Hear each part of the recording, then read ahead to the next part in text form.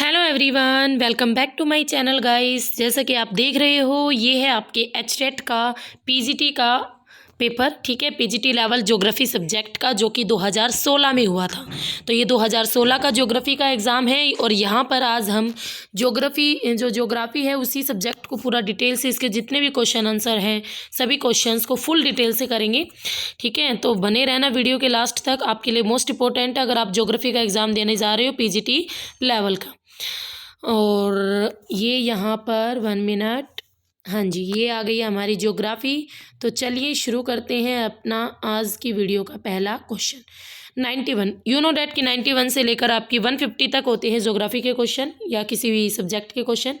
तो यहाँ पर दी गई है कुछ पुस्तक और कुछ लेखक, राइटर। तो देखो, जो कि मैंने आपको पहले ही बताया था, ये इम्पोर्टेंट है तो थोड़ा ध्यान से करेंगे एक एक क्वेश्चन को।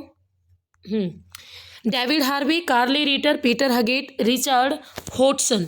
तो इसकी बात करें ना भाई, कार्ले रीटर की मैंने आपको पहले भी बताई थी कि जो डाई अर्ध कुंडे है, अर्ध कुंडे लिखा हुआ है, तो ये कार्ले रीटर की है। ठीक है, उसके अलावा भाई आपके पीटर हगेट की बात करें तो the locational analysis in human geography, ये वाली बुक्स आपकी आ जाएगी।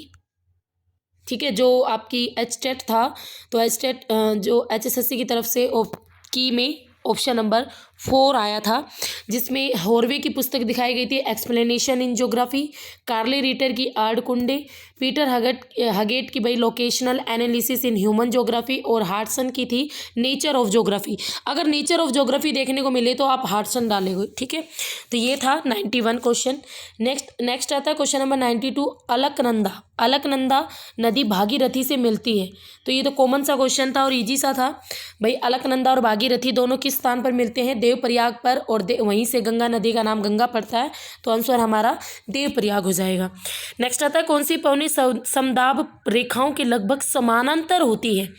देखते हैं, मानसूनी पवनी। भाई मानसूनी पवनी समदाब रेखाओं के बिल्कुल समानांतर नहीं होती।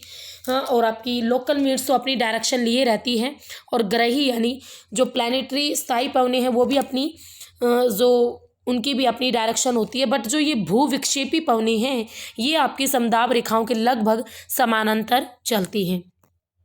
नेक्स्ट आता है क्वेश्चन नंबर 94, निम्न में से कौन सी विश्व की सबसे बड़ी आंतरिक जलराशि है? देखो, आंतरिक यानी चारों ओर से कवर अप। अब विक्टोरिया लेक की बात करें, उससे बड़ा तो कैस्पियन सागर झील है।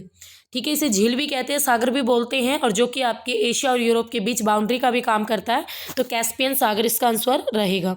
नेक्स्ट आता है, भारतीय जनगणना इतिहास में कौन से दशक में जो जनसंख्या वृद्धि दर थी वो ऋणात्मक मापी गई थी, यानी आपकी जनसंख्या बढ़ने की जगह पर घटी थी? तो वो सन था भाई 1911 से 1921। भारत में ये लगा लो कि महामारी फैल गई थी, और इसके अलावा अकाल जैसी कई स्थिति भी बनी हुई थी। तो इन्हीं सभी कारणों की वजह से जो जनसंख्या वृद्धि दर थी वो ऋणात्मक आकी गई थी इस दौरान। नेक्स्ट आता है क्वेश्चन नंबर 96, आपको इंग्लिश वाला भी दिख जाएगा। लो, 96, पृथ्वी पर अंतिम और सबसे नवीन हिमकाल किस भूगर्भिक शक से संबंधित है? ठीक है, जियोलॉजिकल पीरियड है ये। तो आधुनिक, अभिनूतन, अतिनूतन, अल्पनूतन। आपको बताना सबसे अंतिम और सबसे नवीन हिमकाल, तो इसका आंसर होगा गाइस आपका अभिनूतन। ठीक है, अभिनूतन। नेक्स्ट आता है, निम्नलिखित हिंद महासागरीय धाराओं में से कौन सी ऋतुवत प्रकार की है? यानी कौन सी हिंद महासागरीय धारा ऋतुवत प्रकार की है? तो यहाँ पर हम बात करें तो भाई उत्तर पूर्वी मानसूनी धारा, ये भी आपकी ऋतुवत है। ठीक है, एक पर्टिकुलर ऋतु में आती है। अब नेक्स्ट आता है प्रति विषुवतीय धारा, ये भी आपकी है। और दक्षिणी विषुवतीय धारा, प्रति विषुवतीय धारा यानी भूमध्य रेखा के उल्टी तरफ जो बहती है, प्रति विषुवतीय धारा हो गई। ठीक है, और उसके बाद अगर हम बात करें आपकी नेक्स्ट दक्षिणी विषुवतीय धारा, ये तो परमानेंट बहती है ना, भूमध्य रेखा के दक्षिण में हमेशा परमानेंट बहती है। तो दक्षिण विषुवतीय धारा तो आपकी कोई ऋतुवत प्रकार की नहीं है। दक्षिण पश्चिम मानसूनी धारा, ये भी किसी सीजन में आती है, ये भी सीजन में चलती है, ये भी और ये भी। तो आंसर हो जाएगा 2, 1, 2, 4। ठीक है, दक्षिणी विषुवतीय धारा आपकी सारा साल बहती है, तो ये इसका आंसर नहीं होगा। नेक्स्ट आता है क्वेश्चन नंबर 98, सर्वाधिक भूकंप और ज्वालामुखी पाए जाते हैं रचनात्मक प्लेट किनारों के सहारे, संरक्षी प्लेट किनारों के सहारे और विनाशात्मक प्लेट किनारों के सहारे। ये सभी विकल्प गलत है। तो सर्वाधिक जो भूकंप और ज्वालामुखी पाए जाते हैं ना गाइस, वो आपकी जो विनाशात्मक प्लेट किनारे, यानी दो प्लेटें जब एक दूसरे के निकट आती हैं तो उसे बोलते हैं विनाशात्मक किनारा। तो इनके किनारे पर जो भूकंप और ज्वालामुखी आते हैं वो सर्वाधिक होते हैं। नेक्स्ट आता है क्वेश्चन नंबर 99, कौन सा राज्य भारत के कुल सोयाबीन उत्पादन का आधे से अधिक उत्पादित करता है? तो इजी क्वेश्चन था, सीधा आंसर था मध्य प्रदेश एक ऐसा राज्य है जो आधे से अधिक सोयाबीन पैदा करता है। ठीक है, नेक्स्ट आता है क्वेश्चन धर्म के अनुसार ईसाइयों की जनसंख्या विश्व में सर्वाधिक है और इसके बाद, तो भाई सबसे ज़्यादा ईसाई आते हैं और इसके बाद दूसरे नंबर पर कौन आते हैं? हिंदू, मुस्लिम, बौद्ध, यहूदी। तो आंसर हो जाएगा मुस्लिम। ठीक है, धर्म के अनुसार वर्ल्ड में ईसाई सबसे ज़्यादा हैं और सेकंड नंबर पर मुस्लिम। नेक्स्ट आता है क्वेश्चन नंबर 101, कौन सी जनजाति पिग्मी जनजाति के साथ वस्तु विनिमय व्यापार करती है? तो पिग्मी जनजाति, अफ्रीका के कांगो बेसिन में पिग्मी जनजाति रहती है, तो उसके साथ वस्तु विनिमय यानी भाई जैसे हम पैसे देकर कोई चीज़ खरीदते हैं ना, वहाँ पर एक वस्तु देकर दूसरी वस्तु खरीदी जाती है। तो यहाँ पर आंसर होगा बंतु जनजाति। नेक्स्ट आता है क्वेश्चन गाइस, यहाँ पर स्थानांतरित कृषि है और उसके कुछ कंट्रीज के नाम है। अलग अलग कंट्रीज में आपको जानते हो जो शिफ्टिंग कल्टीवेशनों से अलग अलग नाम से जाना जाता है, तो यहाँ पर देख लेते हैं हम। ठीक है, तो यहाँ पर भाई चेना किस में कहा जाता है? तो चेना कहा जाता है श्रीलंका में। श्रीलंका में जाना जाता है शिफ्टिंग कल्टीवेशन को। लद्दाख जाना जाता है गाइस मलेशिया में, लद्दाख। कैनगिन जाना जाता है आपकी फिलीपींस में और तोंगिया म्यांमार में। तो ऑप्शन नंबर बी हो जाएगा। चेना, श्रीलंका, लद्दाख, मलेशिया, कैनगिन फिलीपींस और म्यांमार में तोंगिया। तो ये सारे आपके शिफ्टिंग कल्टीवेशन के नाम है। नेक्स्ट आता है क्वेश्चन नंबर 103, भूकंपों के हानिकारक प्रभाव है। नेक्स्ट आता है गाइस क्वेश्चन, भूकंपों के हानिकारक प्रभाव है। तो देखो सिंपल कॉमन सा क्वेश्चन था, मैं सीधा इसको आंसर बता देती हूँ। पहला आंसर होगा भाई जान मान की हानि होती है, आकस्मिक बाढ़ें भी आ जाती हैं कई बार, जैसे भाई किसी पुल वगैरह में तरेड़ आ गई, आग भी लग जाती है और सुनामी भी पैदा हो जाती है। तो ये सारी की सारी चीज़ें होती हैं जब आपके भूकंप आते हैं, तो ये भूकंप के हानिकारक प्रभाव है।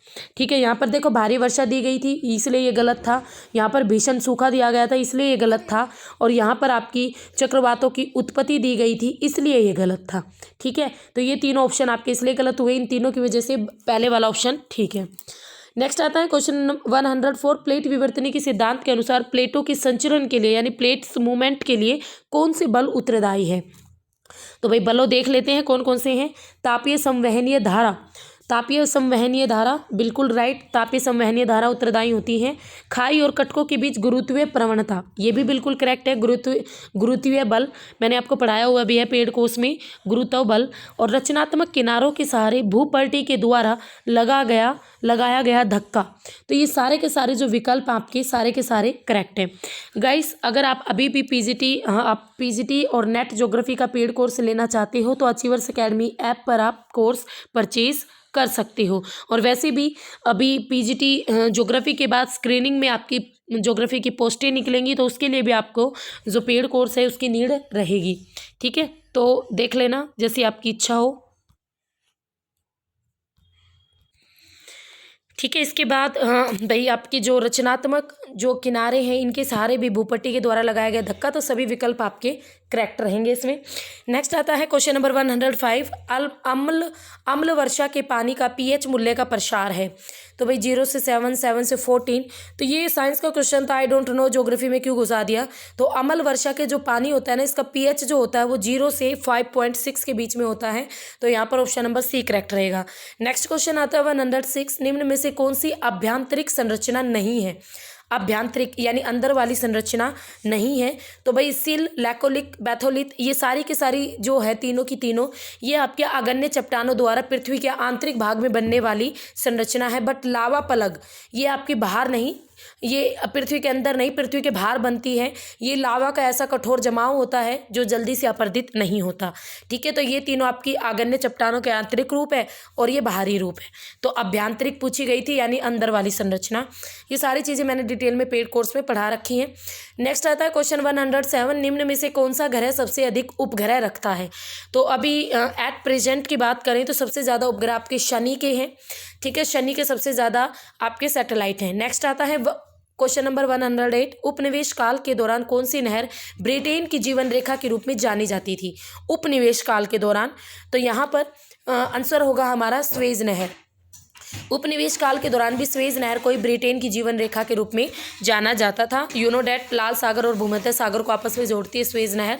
नेक्स्ट आता है राष्ट्रीय जनसंख्या नीति 2000 में 2010 तक निम्न में से 100% पंजीयन का लक्ष्य रखा गया था।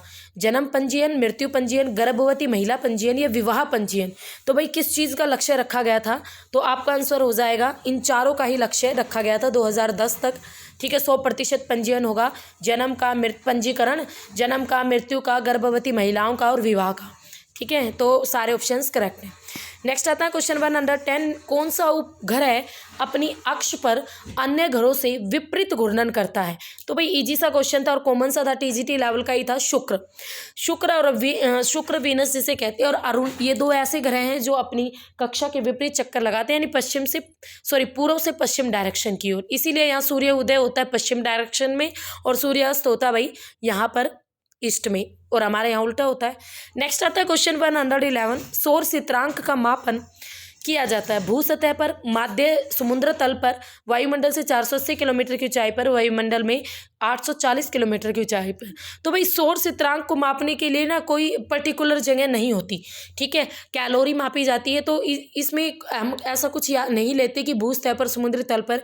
इसीलिए HSSC की तरफ से ये इस क्वेश्चन को ना छूट दी गई थी, 1 नंबर सबको दिया गया था, तो इसका कोई भी आंसर नहीं माना गया था। नेक्स्ट आता है क्वेश्चन नंबर 112, विश्व की लोहा और इस्पात राजधानी है। वर्ल्ड की लोहे और इस्पात राजधानी है पिट्सबर्ग, डेट्रॉइट, डुलूथ और फिलाडेल्फिया। तो ये वर्ल्ड ज्योग्राफी का क्वेश्चन है, आंसर होगा पिट्सबर्ग। जो पिट्सबर्ग है ये विश्व की लोहा और इस्पात कैपिटल है। नेक्स्ट आता है 113, निम्न में से कौन गैर परंपरागत ऊर्जा संसाधन है? गैर परंपरागत, ठीक है, यानी आपकी सौर ऊर्जा, पवन ऊर्जा, भूतापीय ऊर्जा, जल ऊर्जा, ज्वारीय ऊर्जा। तो इन सब की बात करें ना तो भाई आपका जो आप गैर परंपरागत ऊर्जा स्रोतों की बात करें तो इसमें सौर ऊर्जा को शामिल किया जाता है, पवन ऊर्जा को भी शामिल किया जाता है। ठीक है, तो इसमें ना एक्चुअली HSSC की तरफ से जो इसका आंसर माना गया था ना गाइस, वो माना गया था 4।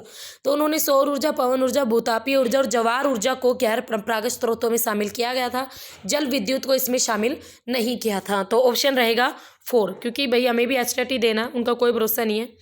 नेक्स्ट आता है क्वेश्चन नंबर 114, अफ्रीका महाद्वीप का सर्वाधिक चाय उत्पादन करने वाला देश कौन सा है?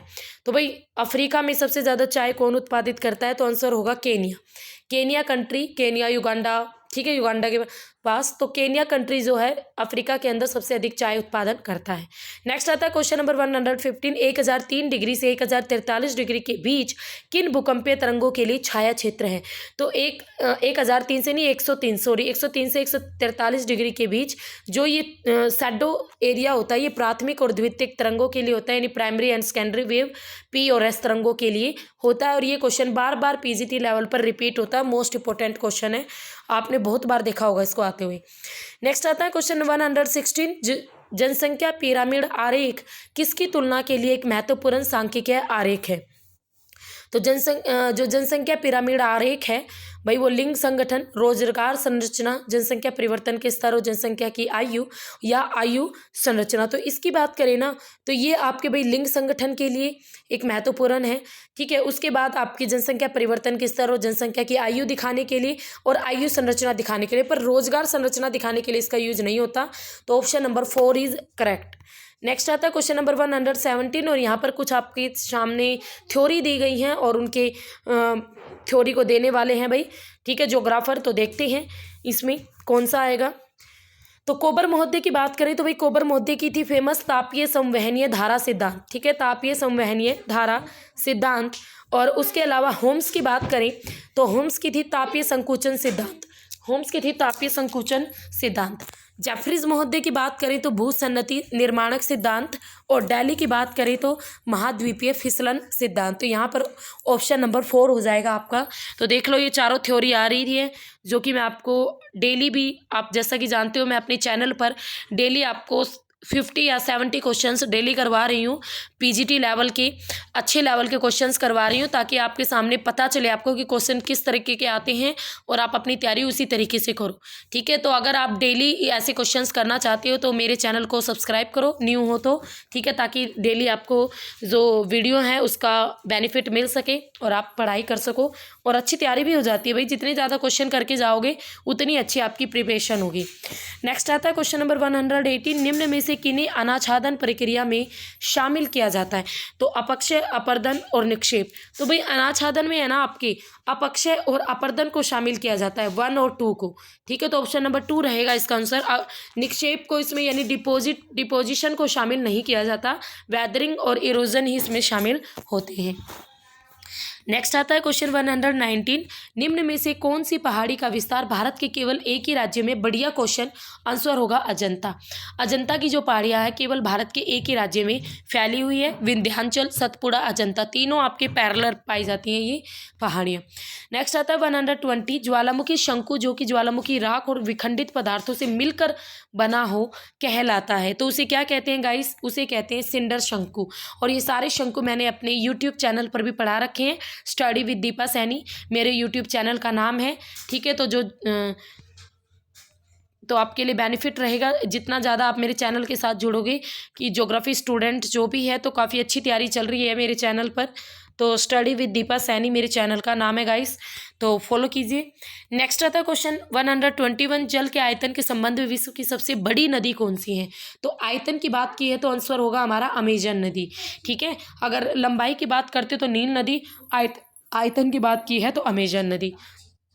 नेक्स्ट क्वेश्चन आता है क्वेश्चन नंबर 122, अवनमित कुंड बनते हैं नदी के कार्य द्वारा, पवन के कार्य द्वारा, आपके हिम नदी के कार्य द्वारा और सागरीय लहरों के कार्य द्वारा। तो भाई अवनमित कुंड की बात करें ना तो ये आपकी पवनों के द्वारा भी बनते हैं और आपके ये जो इस तरीके के कुंड है एक सतलाकृति द्वारा भी बनते हैं। तो HSSC ने इसका भी आंसर नहीं दिया था और इसका भी एक मार्क्स सबको एक्स्ट्रा दिया गया था। नेक्स्ट आता है क्वेश्चन नंबर 123। नेक्स्ट क्वेश्चन है गाइस, यहाँ पर कुछ आपको युग दिए गए हैं और उनको आपस में मिलाना है, प्राथमिक, द्वितीयक, तृतीयक और चतुर्थक। तो यहाँ पर अगर हम बात करें जो प्राथमिक युग इनमें से है वो है भाई हमारा कौन सा? कार्बोनिफेरिस युग, ठीक है। प्राथमिक युग में हम किस में शामिल करेंगे? कार्बोनिफेरिस युग में। द्वितीयक युग में आ जाएगा आपका क्रिटेशियस, ठीक है। तृतीयक युग में आ जाएगा आपका प्लायोसीन और चतुर्थक में आ जाएगा प्लिस्टोसीन। तो ऑप्शन नंबर सी बिल्कुल करेक्ट रहेगा। नेक्स्ट आता है क्वेश्चन नंबर 124, मानव विकास सूचांक। देखो मानव विकास सूचांक से भी एग्जामिनर हर बार क्वेश्चन डालता है, ये फेवरेट टॉपिक है पीजीटी स्टूडेंट्स के लिए, ठीक है। तो हर बार 1 नंबर का क्वेश्चन यहाँ से देखने को मिलता है। मानव जो विकास सूचांक है वो वर्ष 2012 की वरीयता के अनुसार भारत मानव विकास की किस श्रेणी में आता है? तो भाई भारत मध्यम मानव विकास की श्रेणी में आता है, मीडियम ह्यूमन डेवलपमेंट में आता है इंडिया, याद रखना मीडियम में। और ये रिपोर्ट कौन प्रकाशित करता है? यूएनडीपी के द्वारा प्रकाशित की जाती है और हर बार भारत की रैंक निकाली जाती है, तो वो रैंक याद करके जाओगे आप पेपर देने से पहले। नेक्स्ट आता है क्वेश्चन नंबर 125, विश्व मानचित्र पर कितने जैव विविधता हॉटस्पॉट पाए जाते हैं? तो कितने जैव विविधता हॉटस्पॉट पाए जाते हैं गाइस? तो अभी तक ये थोड़े बढ़ गए हैं, तो 24 से भी प्लस में। तो अभी जो अगर हम बात करें आपके HSSC ने इसका भी आंसर नहीं दिया था और इसका भी 1 मार्क्स सबको दिया गया था। तो अभी लेटेस्ट देख के जाना अब आपकी जैव विविधता क्षेत्र कितने हैं लेटेस्ट वर्तमान में। नेक्स्ट आता है क्वेश्चन 126, हमारे ग्रह और पृथ्वी की आयु है। तो पृथ्वी की आयु पूछी गई है, तो पृथ्वी की आयु की बात करें तो 3600 मिलियन वर्ष से भी अधिक है हमारी पृथ्वी की आयु। ऑप्शन नंबर 1 रहेगा, पृथ्वी की आयु 3600 मिलियन वर्ष से भी अधिक है। नेक्स्ट आता है हमारा क्वेश्चन, हरित ग्रह गैसें हैं। CO2, CFC, जलवाष्प, मीथेन, ऑर्गन। तो सिंपल आंसर बता देते हैं गाइस, जो आपकी हरित गृह गैसों में CO2 आती है, क्लोरोफ्लोरोकार्बन आती है, जलवाष्प भी आते हैं, मीथेन भी आती है और नाइट्रोजन डाइऑक्साइड भी आती है। तो इन सभी गैसों को शामिल किया जाता है। तो ऑप्शन नंबर 4 रहेगा। नेक्स्ट आता है, निम्न में से कौन सा एक कारक है जो सागरीय तरंगों की उत्पत्ति के लिए उत्तरदायी नहीं है? भाई प्लांट जो ग्रही पवने हैं, तापमान, लवणता, ये भी है, पृथ्वी की घूर्णन गति भी है, बट जेट स्ट्रीम ये सागरीय तरंगों की उत्पत्ति में सहायक नहीं है। जेट स्ट्रीम रहेगा इसका आंसर। नेक्स्ट आता है क्वेश्चन, कौन सा देश विश्व में सर्वाधिक चावल उत्पादक करता है? तो भाई सबको पता है इसका आंसर चाइना। सबसे ज्यादा चावल उत्पादन चाइना में होता है। नेक्स्ट आता है 130, जनसांख्यिकीय संक्रमण मॉडल किस पर स्थित है? तो भाई ये पॉपुलेशन की आपकी नेचुरल ग्रोथ रेट पर स्थित है, प्राकृतिक वृद्धि दर पर। जनसांख्यिकीय संक्रमण मॉडल जनसंख्या की प्राकृतिक वृद्धि दर पर। नेक्स्ट आता है लव और रेली तरंग है। लव वेव किसे कहते हैं? धरातलीय तरंगों को कहते हैं। मैंने ये पढ़ाया हुआ भी है बहुत बार, यूट्यूब चैनल पर भी बहुत पढ़ाया है इसको। लव वेव एल तरंगों को कहते हैं, इन्हें धरातलीय तरंगे भी कहते हैं। हिंदी में लव वेव कहते हैं क्योंकि HD लव ने इनकी खोज की थी। रेली तरंगों के नाम से भी इन्हें ही जाना जाता है। नेक्स्ट आता है क्वेश्चन 132, कौन सा देश सर्वाधिक प्रवासी जनसंख्या रखता है? तो भाई आपका USA यानी संयुक्त राज्य अमेरिका सबसे अधिक प्रवासी जनसंख्या रहते हैं, यानी माइग्रेशन करके लोग अमेरिका पहुंच जाते हैं। नेक्स्ट आता है क्वेश्चन 133, कौन सा चिंतन फलक व्यक्ति विशेष के चेतना और मूल्य को केंद्र में रखता है? ऐसा कौन सा पैराडाइम है? कौन सा पैराडाइम से क्वेश्चन है? कुहन का पैराडाइम था ना, मैंने पढ़ाया था कुहन का पैराडाइम। अब कुहन का जो पैराडाइम था, व्यक्ति विशेष के चेतना और मूल्य को बिल्कुल सेंटर में रखने की बात की गई थी। तो ये भाई मानववाद में क्यों, देखो अगर आप किसी व्यक्ति की चेतना और उसकी अहमियत को सेंटर में रख रहे हो, यानी आप उसको फुल वैल्यू दे रहे हो मनुष्य को, तो आंसर होगा मानववाद। नेक्स्ट आता है 134, अनातोलिया पठार खालिस्तान के मध्य में स्थित है। तो भाई ये किसके मध्य में स्थित है? ये आपका पोंटिकोटारस पर्वत के मध्य में स्थित है। ऑप्शन नंबर बी करेक्ट होगा। पोंटिकोटारस पर्वत के मध्य में स्थित है अनातोलिया पठार। नेक्स्ट आता है क्वेश्चन नंबर 135, भारत में उच्च कोटि के लोहा आवश्यक के भंडार पाए जाते हैं। तो कहाँ पर पाए जाते हैं? भाई बेला डेला छत्तीसगढ़ में। छत्तीसगढ़ राज्य की जो बेला डेला की खान है, इसी में भारत में हाई लेवल के लोहा आवश्यक के भंडार देखने को मिलते हैं। नेक्स्ट आता है क्वेश्चन 136, पृथ्वी पर सूर्य का गुरुत्वाकर्षण बल है चंद्रमा के गुरुत्वाकर्षण बल के बराबर, चंद्रमा के गुरुत्व बल से दुगना। तो भाई पृथ्वी पर जो सूर्य का गुरुत्वाकर्षण बल है ना, वो चंद्रमा के गुरुत्वाकर्षण बल से आधा है, क्योंकि सूर्य पृथ्वी से बहुत ज़्यादा दूरी पर है। इसलिए जो पृथ्वी पर जो सूर्य का गुरुत्वाकर्षण बल है वो कम है चंद्रमा की तुलना में। नेक्स्ट आता है क्वेश्चन आपका 10 सहस्त्र ध्रुव घाटी कहाँ है? यानी 10 हज़ारों की घाटी भी बोलते हैं इसे, 10 हज़ारों धुओं की घाटी भी कहा जाता है इसे। तो ये कहाँ पर है? ये आपका क्वेश्चन एक बार पहले भी आ चुका है। तो ये पड़ता है भाई USA के अलास्का में। USA का जो अलास्का स्टेट है, अलास्का स्टेट में पड़ता है 10,000 धुओं की घाटी। नेक्स्ट आता है कॉल सेंटर व्यापार। कॉल सेंटर जो व्यापार है वो किस में शामिल किया जाता है? तो you know that call center में आपकी जॉब आती है और सेवाएं आपकी किस में शामिल की जाती है? टेरिटरी एक्टिविटीज़ में। तो आंसर हो जाएगा तृतीयक क्रियाएं। नेक्स्ट आता है भारत में 2011 की जनगणना के अनुसार कितने राज्यों और केंद्र शासित प्रदेशों में साक्षरता दर 90% से अधिक थी? तो भाई बात करें ना, तो आपके 2 राज्य ऐसे थे, एक तो केरल था और एक आई थिंक आपका मिजोरम था। इन दोनों राज्यों में 90% से अधिक साक्षरता थी और केंद्र शासित प्रदेश भी था एक, ठीक है। तो इनमें आपकी जो पॉपुलेशन थी 2011 में 90% से अधिक थी। नेक्स्ट आता है यहाँ पर कुछ चट्टानों के टाइप दिए गए हैं, तो ध्यान से देखो। चूना पत्थर, गैब्रो, देखो कायांतरित रूप बताना है, तो आपकी जो चूना पत्थर है वो किस रूप में बदल जाती है? ये सब कुछ मैंने करवाया हुआ है ना पहले भी। तो चूना पत्थर गाइस आपकी संगमरमर में बदल जाती है। कौन से सुमेलित है? मैं भी कहूँ सुमेलित बिल्कुल सही दे रखे हैं, तो कौन सा सुमेलित है बताना है हमें।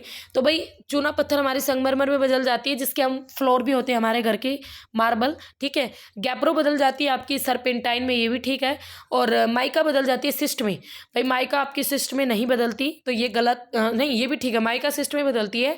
और बलुआ पत्थर नीस में, बलुआ पत्थर नीस में नहीं बदलता, बलुआ पत्थर क्वार्टरजाइट में बदलता है। तो ऑप्शन नंबर 1 करेक्ट हो जाएगा। चूना पत्थर संगमरमर, गैब्रो सरपेंटाइन, माइका सिस्ट में, पर बलुआ पत्थर क्वार्टरजाइट में बदलता है। तो नीस ये नहीं रहेगा इसका आंसर।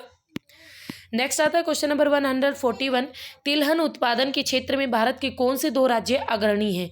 भाई तिलहन उत्पादन में, यानी ऐसी फसलें जिनसे हमें तेल प्राप्त होता है तो उन्हें कहते हैं तिलहन उत्पादन। तो कौन से राज्य प्रथम है? तो राजस्थान और मध्य प्रदेश। जैसे सरसों का भी सबसे ज़्यादा उत्पादन राजस्थान में होता है, ठीक है। तो ऐसी और तिल हो गई, सरसों हो गई, मूंगफली हो गई, तो इस तरीके की जो फसलें जिनसे तेल प्राप्त होता है। नेक्स्ट आता है क्वेश्चन नंबर 142। 2011 की जनगणना के अनुसार भारत में बाल अनुपात यानी बाल लिंग अनुपात, यानी जो छोटी छोटी लड़कियां होती है 0 से 6 वर्ष की आयु, उनका लिंगानुपात कितना था?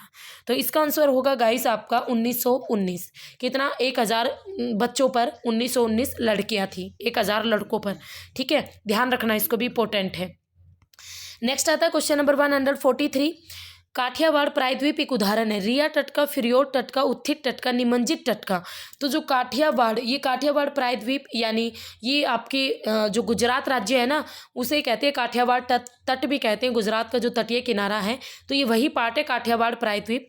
तो ये किसका एग्जाम्पल है? ये आपके उत्थित तट का। उत्थित तट यानी कुछ तटीय भाग जो कि समुद्र से ऊपर की ओर उठ गया हो, उसका एग्जाम्पल है, ठीक है। नेक्स्ट आता है क्वेश्चन नंबर 144। ऐसे कौन से देश है जहाँ जनसंख्या वृद्धि दर ऋणात्मक है, यानी आपकी बिल्कुल जो जनसंख्या वृद्धि दर है घटने की वजह ना बढ़ने की वजह घट रही है, ऐसी कौन सी कंट्रीज है? तो भाई देखते हैं, हंगरी भी ऐसी है जहाँ पर आपकी जनसंख्या वृद्धि दर माइनस में रहती है, जापान में भी माइनस में रहती है, रोमानिया में भी माइनस में रहती है और यूनान में भी। तो ऑप्शन नंबर 1 हो जाएगा। चारों कंट्री ऐसी हैं जिनमें जनसंख्या वृद्धि दर आपकी ऋणात्मक है। नेक्स्ट आता है पैंथालासा का अवशिष्ट भाग माना जाता है। तो भाई प्रशांत महासागर का अवशिष्ट भाग माना जाता है पैंथालासा। नेक्स्ट आता है क्वेश्चन नंबर 146। लैटराइट मिट्टी के निर्माण के लिए आवश्यक है। तो भाई लैटराइट मिट्टी के निर्माण के लिए आपकी 2 ही चीज़ें होनी चाहिए, हैवी टेम्परेचर और हैवी वर्षा। तभी तो इस मिट्टी में आपकी लीचिंग प्रोसेस होगी, यानी अपसलन क्रिया होगी, रिपटने वाली क्रिया होगी। तो अधिक तापमान और अधिक वर्षा होती है लैटराइट मिट्टी में। नेक्स्ट आता है क्वेश्चन 147। 2006 में किस संगठन ने प्लूटो को बौना ग्रह घोषित किया था? भाई ये संगठन कौन सा था? अगर इसकी बात करें तो ये संगठन था आपका international astronomical union. International astronomical जो यूनियन था, इसी ने ही जो प्लूटो है, प्लूटो को बौना ग्रह घोषित किया था 2006 में, और डेट थी 24 अगस्त। डेट भी याद रखना, डेट थी 24 अगस्त, ठीक है। नेक्स्ट आता है क्वेश्चन नंबर 148। उष्णकटिबंधीय महाद्वीपीय गर्म अस्थिर वायु राशि प्रदर्शित की जाती है किसके द्वारा? तो भाई देखो, एक तो महाद्वीपीय जलवायु राशि को सीटी के द्वारा दिखाती है, महाद्वीपीय जलवायु को सीटी के द्वारा, ठीक है। और डब्ल्यू और यू, आपकी यू दिखाएगा अनस्टेबल यानी अस्थिर वायु, और आपके डब्ल्यू गर्म वायु को। तो यहाँ पर ऑप्शन नंबर बी करेक्ट हो जाएगा। नेक्स्ट आता है क्वेश्चन नंबर 149। भारत का कौन सा राज्य उत्तर पूर्वी मानसूनी हवाओं से वर्षा की प्राप्ति करता है? तो इसको देखते हैं, भाई ऐसा कौन सा राज्य है जो उत्तर पूर्वी आपके मानसूनी हवाओं से वर्षा प्राप्त करता है? तो एक ही मात्र राज्य है, वो तमिलनाडु, जो सर्दियों में वर्षा होती है उत्तर पूर्वी मानसूनी हवाओं से लौटते हुए मानसून से। नेक्स्ट आता है और आज की वीडियो का हमारा लास्ट क्वेश्चन है गाइस, GIS एक संक्षिप्त रूप है किसका? तो भाई GIS की बात करें ना तो geographical information system, option number 4 रहेगा इसका आंसर। तो ये था आपका 2016 का ज्योग्राफी का क्वेश्चन पेपर। फुल एक्सप्लेनेशन और फुल डिटेल के साथ मैंने आपको करवा दिया है। 2018, 2019 और 2020 का पेपर हम पहले ही कर चुके हैं मेरे यूट्यूब चैनल पर, स्टडी विद दीपा सैनी पर, ठीक है। अगर किसी स्टूडेंट के बाद 2018 का भी एग्जाम 2017 का भी पेपर है ज्योग्राफी का, PGT का, तो वो मेरे पास भेज सकता है और मैं उसको भी सॉल्यूशन करवा दूंगी, ठीक है। तो यहाँ पर ये हमारा क्वेश्चन पेपर कंप्लीट होता है। कैसा लगे आपको एक्सप्लेनेशन और सॉल्यूशन? अगर सारे क्वेश्चन समझ में आए हों तो कमेंट कर देना, और भाई मैक्सिमम मेरे चैनल के साथ भी जुड़ो, और PGT और नेट का पेड कोर्स लेना चाहती हो तो अचीवर्स एकेडमी ऐप ज्वाइन करो। तो फिर मिलेंगे, तब तक के लिए have a nice day, okay, bye bye, see you.